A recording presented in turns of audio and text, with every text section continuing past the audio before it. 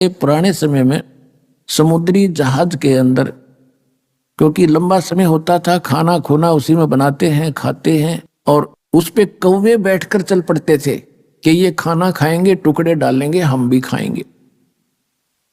वो खा रहे होते हैं तो उनके बैठकर चल पड़ते हैं, और रात भी ऊपर से उतर जाती है, कौवा ऊपर बैठा होता है।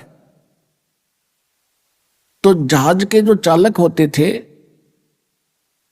उनका जो दिशा निर्देशक होता था, एक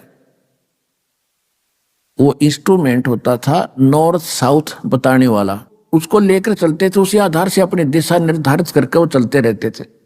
तो रात्रि के समय कई बार क्या होता था, कोई समुद्र में चुंबकीय चट्टानों के कारण दिशा निर्देशक जो होता था वो अपनी दिशा बदल जाता था, और अपने उस दिशा निर्देशक को जांच करने के लिए उनके पास एक फार्मूला था देसी, कि कौवे के अंदर परमात्मा ने एक ऐसा गुण दे रखा है कि वो बेशक रात ऊपर तो चली गई, लेकिन वो अंदर ही अंदर ये दृष्टि रखता है कि मैंने यहां से खतरा होगा तो मैंने वापस भागना है वहीं पर जहां से मैं चला हूं। तो वो दिशा याद रखता, वो भूलता नहीं। ऐसा कंप्यूटराइज कर रखा है भगवान ने इस कौवे को।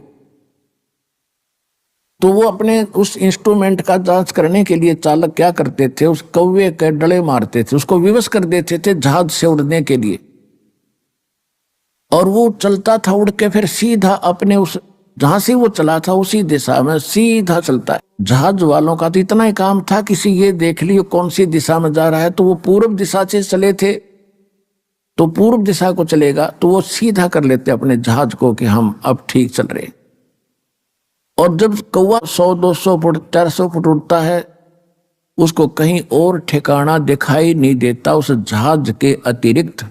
अगर जहाज के अतिरिक्त वो कहीं बैठता है तो डूब कर मरे उस पानी में, जल में।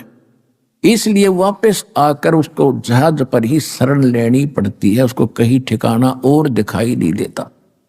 तो इसी प्रकार जब आपको कंप्लीट ज्ञान हो जाएगा इस कबीर भगवान का, आपकी स्थिति ऐसी हो जाएगी कि सतलोक आश्रम बरवाला के अतिरिक्त इस पृथ्वी पर कितना बचाव का स्थान नहीं है, इस काल के बहुजल में डूबन का ही है।